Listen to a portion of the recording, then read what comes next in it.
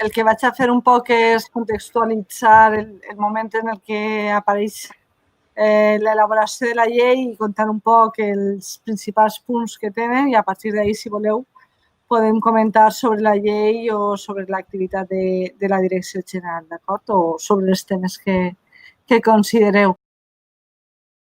El que volem és reduir les emissions de gasos d'efecte hivernacle i que des de 1990 i que el que hem fet ha estat augmentar-los en comptes de disminuir-los, pues, sembla prou clar que les iniciatives de foment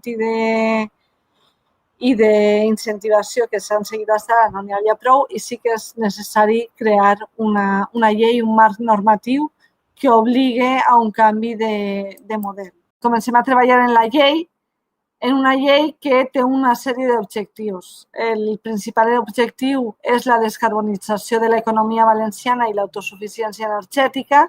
Per aconseguir la descarbonització el que hem de fer és anar mitigant, anar fent que disminuïsquen les emissions, que són les causants del canvi climàtic, i per això és important treballar en l'estalvi energètic, en la reducció d'emissions i en el desenvolupament d'energies renovables.